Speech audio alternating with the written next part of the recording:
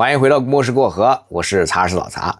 朋友们都知道啊，有那么几种新闻呢，他们是按季节来的，一到了时候，他们就会如约而至。那么自然呢，大家的反应呢也是有剧本的。今天这个新闻，第一天它是卫星刷屏，第二天呢它是专家出来说史无前例，第三天啊两边呢开始对骂，最后这几天老茶呢出来给大家补刀。或许只要半年啊，半年之后同一张图换个角度啊再拍一次，剧本可以再从头演一遍。应该是在2026年7月底，英国电讯报在周日节目里先放的料，然后中央社、台媒、日媒当天就跟进。如标题所述啊，内蒙古的锡林郭勒门朱日河一片荒滩上立着一座台北，它不是微缩景观啊，它更不是那种奥特曼打怪兽那种模型啊，是1:1的完美复刻。但其实呢，总统府2014年、15年前后呢就已经建好了，司法院呢是2020年8月动的工，21年基本上就完工了。这旁边还有一栋红顶子的楼解读大师们说像是后备指挥部，说两栋楼底下还挖了一条280米的地道，把总统府和司法院连起来了。而且这还不是全部同一批呢被扒出来的还有苏澳海军基地的模型、清泉港机场的模型，甚至还有日本横须贺基地的模型，这是一整条产业链如果这时候老茶我和你说这是大陆准备拍电影《澎湖海战》，你信不信人家日本那边首先就不信。日本那边一家智库叫做国家基本问题研究所他们拿欧洲空间局哨兵2号的卫星去年10月6日到8日的图量了一遍，结论是这片土地从2020年到今天扩大了整整3倍。消息一出，几边都炸了台湾这边呢，多家媒体和自媒体大喊这就是斩首预演。西方智库呢也不能示弱马上喊史无前例。各种影片评论区喊打喊杀，有的朋友估计机票都订好了。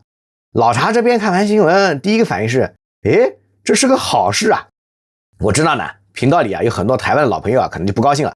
老茶你疯了，老茶你终于开始收钱了，老茶你这是准备洗地？各路朋友别着急老茶喜欢在镜头前呢和大家叨叨一些底层系统逻辑。老茶说的好事不是说打台湾是好事，我说的是这栋楼是我见过的最干净的一个动机系统的标本。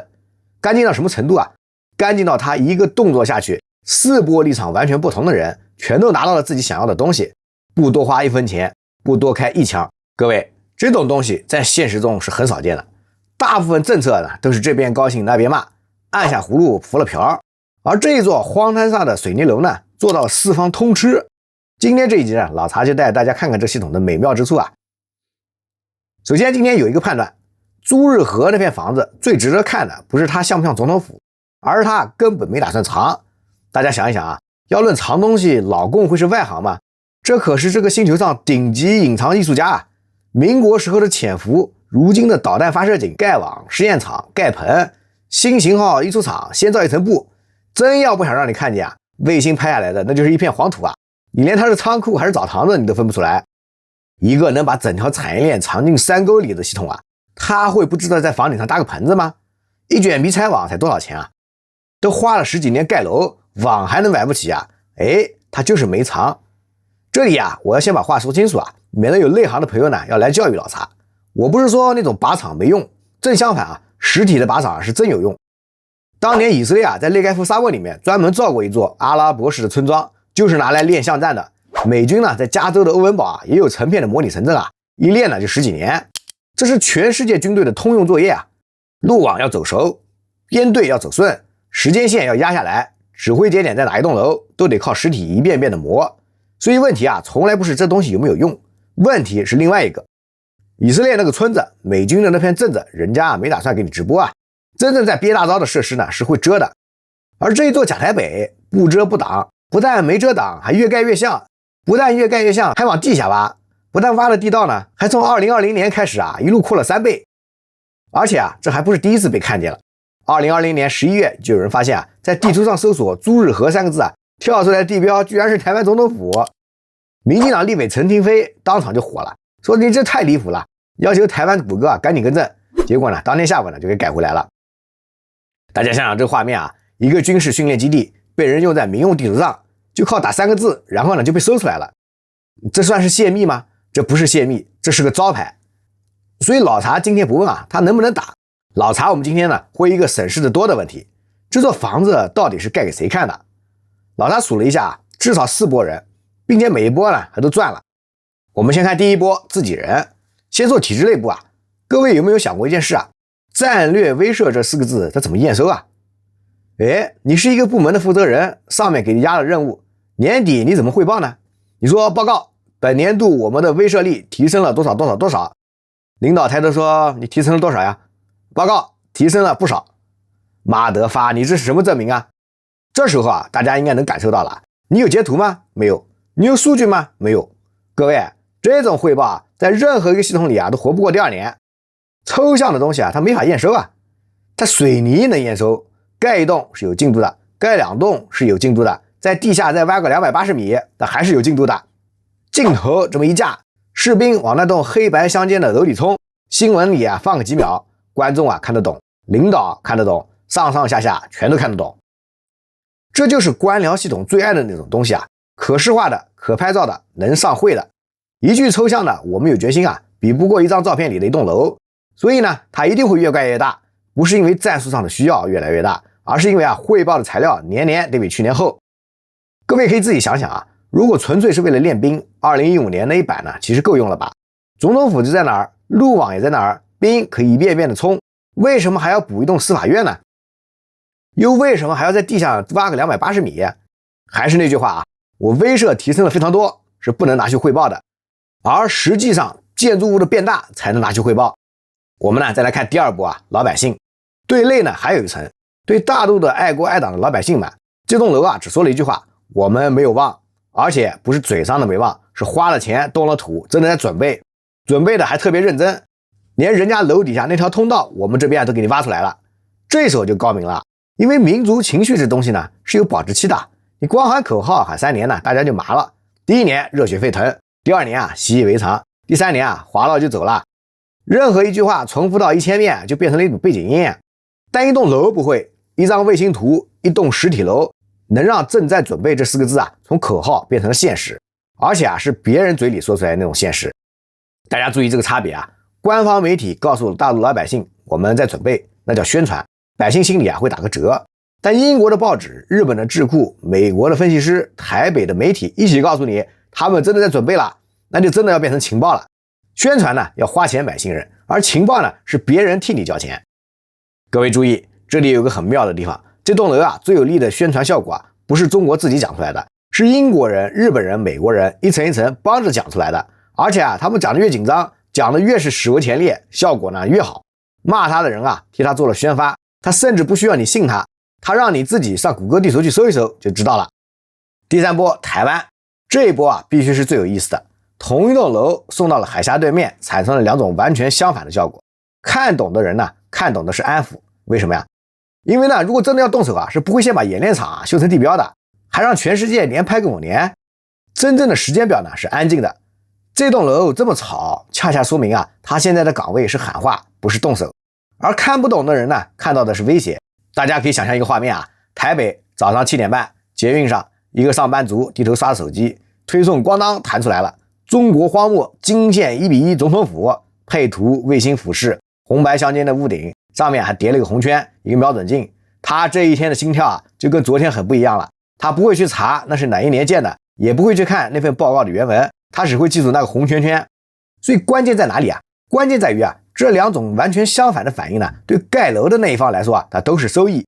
看懂的那批人呢，对抗意愿会往下走，反正不可能是明天，那咱们呢就先谈着，先做生意。那看不懂的那批人呢，恐惧存量啊就会往上涨啊，而恐惧这个东西呢是可以长期存着，随时提取的。一个动作同时产出了安抚和恐吓，两头啊都赚了。各位，这个结构非常罕见啊。正常情况下，你放个狠话，效果呢是单向的。如果你吓住了对方，对方啊就跟你翻脸；如果没有吓住，你就很丢面子，总有一头啊是亏的。但这栋楼就不一样了，他对冷静的人说别慌，还早呢；对紧张的人说你看我是认真的啊。同一块水泥，2套说辞，1分钱啊都不用多花。这世上啊哪还有这么便宜的买卖啊？有，朱日和就是。只要你别把它当武器用，你把它当信号用，它就有这个功能。武器啊只能用一次啊，信号可以用一辈子。到这儿肯定呢有朋友就憋不住了，说老查你做了那么多期台湾的节目，那照你这么说，台湾现在就很安全了呗？你的意思就是这些都是个水泥壳子，不用怕呗？老查的频道呢不会有这种结论啊，我们待会来说这个问题。我们先看第4波外媒和智库。最后这波呢最容易漏掉。所以老强呢先问大家一个问题啊，这栋楼是新闻吗？它不是，它早在2018年年底卫星图就已经拍到过总统府的模型了，当时呢也报道过一轮。2024年法国的媒体呢又报过一轮，标题也是差不多的味道。也就是说这东西在那儿摆了10来年，被人拍了不知道多少回了。那为什么偏偏是今年7月突然又全球炸了呢？因为今年7月新出的其实不是楼，新出的是一份报告，有人重新量了一遍，得出5年扩张了3倍这条曲线，这才有报纸把它包装成了史无前例。楼是旧的，商品是新的。能想明白这一层，我们就知道该看看哪一位了。大家想一想这一轮是谁先报的？英国的电讯报。量数据的是谁呢？日本的国家基本问题研究所。判读卫星的那几位呢，是来自英特尔实验室、检视，还有美国的新美国安全中心。这些机构靠什么活呢？靠把威胁这个抽象的概念卖成报告，卖成预算，卖成版面。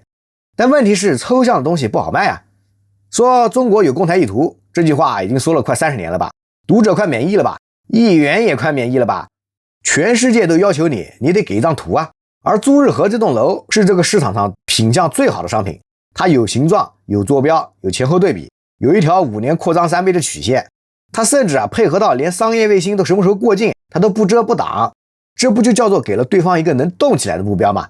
你把这个喂给他才能动得起来而且这条链子上还不止一环，台湾的国防预算是要送进立法院去审的立法院是要看证据的，你抽象的威胁没法编列成预算但一张卫星图可以。我们在这里不存在指责任何一个要公开预算的体制它都必须把威胁具象化，否则呢钱批不下来，这是制度的运作方式，不是哪个人的人品问题。所以大家看这局面日本人算这笔账的动机和北京修这栋楼的动机其实是同一套语法的两头，一个需要被看见，一个需要看见点什么，两边一拍即合，谁也不吃亏。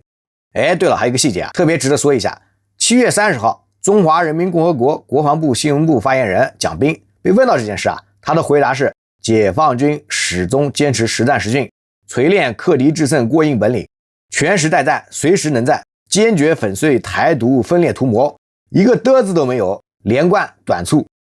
但大家注意听，这句话里没有什么，他没有这是谣言，他没有这是外媒炒作，他也没有这是纯属虚构，一个字的否认都没有。